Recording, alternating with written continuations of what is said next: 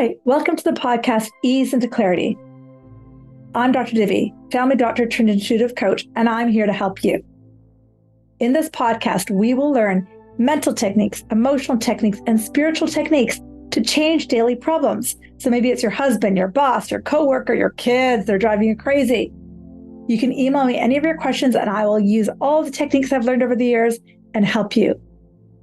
Grab your hot chocolate and make sure to subscribe. We'll see you soon. Ciao. Welcome to the podcast, Ease into Clarity. I'm Dr. Divi, and thank you for joining me. If you haven't done it yet, just take a second and take a breath. It is absolutely miraculous what slow, deep breaths do. We're often just so busy and on the run and on the go. But that breath, you'll see why it's important for today's podcast, like all the podcasts I do. So last podcast, we talked a lot about why we don't feel as humans. Why we're afraid to feel, why it's important to feel, why emotions are most important.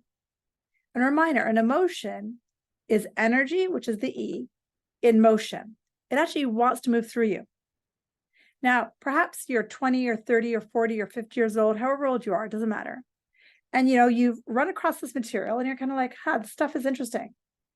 People are talking about law of attraction. People are talking about emotions. People are talking about shadow. What is all this crap? You listen to Tony Robbins, you listen to Abraham Hicks, you get all excited. Wow, this is what's possible in my life. And one of the first things that you learn is you got to figure out how you feel. But you're just stumbled. You're like, why? Why does this keep happening? Why am I just stuck in fear? I can't seem to get out of fear or powerlessness or guilt or grief. I'm just stuck here. Has that happened to you? Or maybe it's happening to a friend of yours? First off, before I go any further, I want you to know that's actually normal. Think about it for a second. The average person doesn't wake up to this work when they're 14 years old or 10 years old. They typically wake up in their 20s, 30s, 70s, and so on. That means you've had a run of time in your life of feeling a lot, but not really paying attention to what you're feeling. You're just like feeling it. And at the end of the day, what we don't realize is our brains are actually hardwired, though it can change, into certain emotions. And in your childhood, there were lots of experiences that to keep safe, you went to fight, flight, freeze. Even little things like people pleasing and wanting people to like you and the abandonment wound that you're running from, they're all fight, freeze. And so as a result of these neural pathways in your brain are more fear-based. One of the common neural pathways I had when I first stumbled into this work was guilt. I didn't even realize that guilt was a choice. I just thought guilt was the only way to respond to almost everything in my life. I felt guilty that, I didn't show up to work on time. I felt guilty that I was 10 minutes late for this patient. I felt guilty that I didn't open the door for the person behind me. I felt guilty that my secretary was having a bad day. Do you see how it just ran my life? Nonstop. And when I started to stumble into this work, I was, in my late 20s, early 30s, I was like, oh my God, this is all I think. Wow. And not only did guilt come in there, but I felt a powerlessness to my job. I felt a victim to my culture, my family of origin. I felt like a victim to the family that I had married into.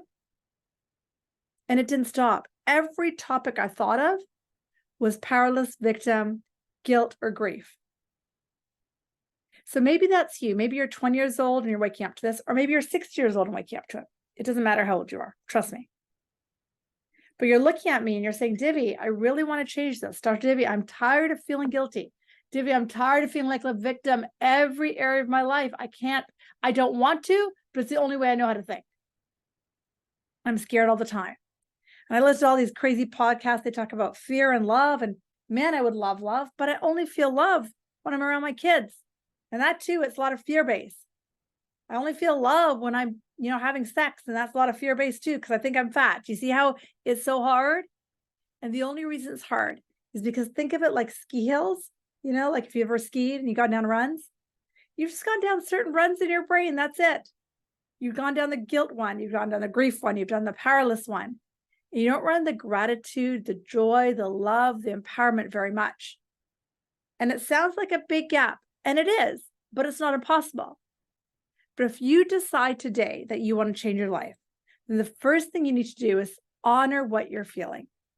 And please recognize that those neural pathways I keep talking about, those ski hills, you were taught them.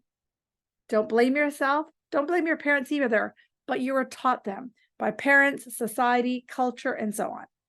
I was taught them, and so were you. And that's why the majority of 15-year-olds, 18-year-olds, 20-year-olds, whether they realize it or not yet, there's more fear than love. And then every day, every week, every year that gets older, there's going to be more fear than love.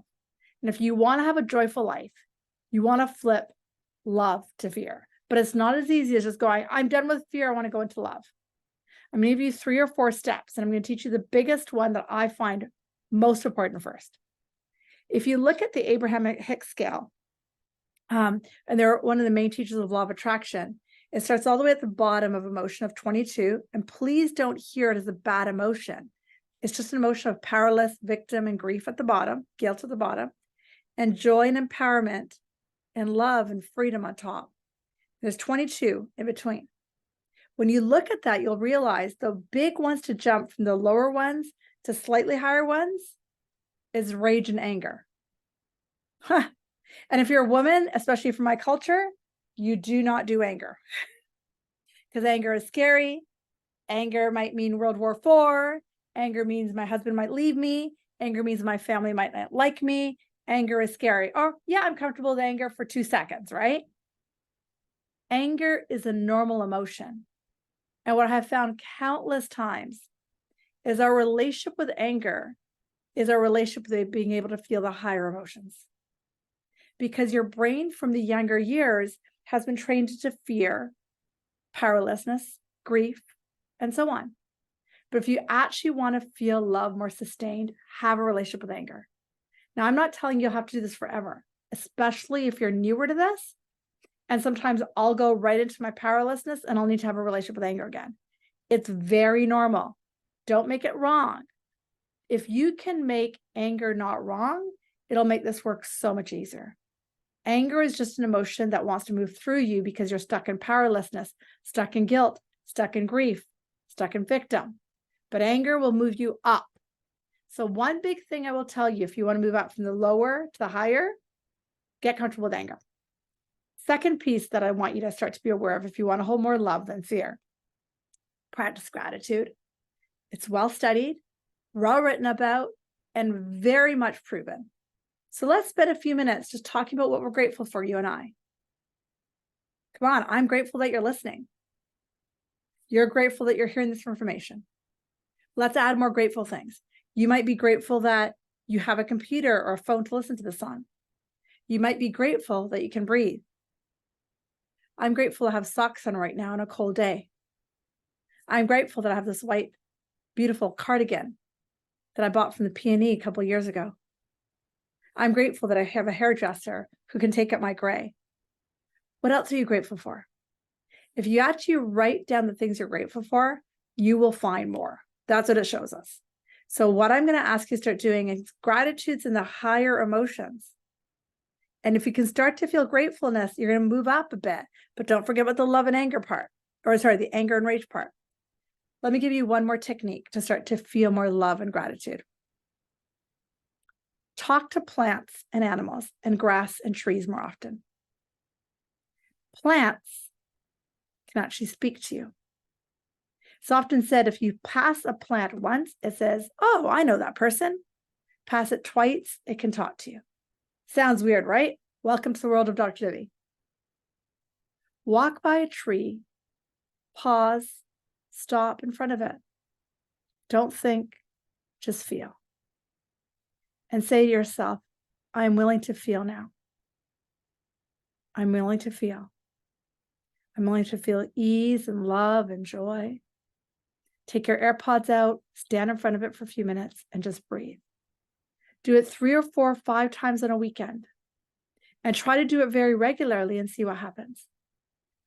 Move from plants to animals, and very slowly move from animals to strange humans that you don't know, like coffee shop people and so on. If you start to open your heart to the plant world, the animal world, then shortly you'll be able to move it to human world. because our hearts want to open. So to recap, don't beat yourself up if you go to grief, guilt, and so on all the time.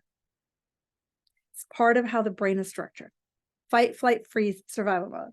Welcome to being human. Species have evolved from apes and dogs and animals. We're in fight, flight, freeze. We have to have that. Number 2, get comfortable with anger and rage. Number 3, get comfortable with gratitude every day. 4, 5, 10 things you're grateful for.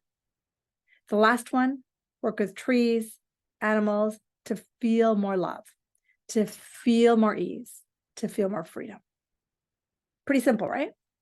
Hope that helped today. Getting into the emotional realm, moving up from the lower emotions to higher emotions. Lastly, if you've never looked at the Abraham Hicks scale, take a look. It's online. Just Google emotional scale Abraham Hicks and you'll find it. Very helpful tool. Take a picture of it, walk around on your phone, and start practicing the upper emotions. Hope that helped. It was so amazing working with you. If you have questions, stuff you want me to talk about, stuff you want coaching on, feel free to email me through easeintoclarity@gmail.com. Have the beautiful rest of your day. Sending lots of love. Namaste.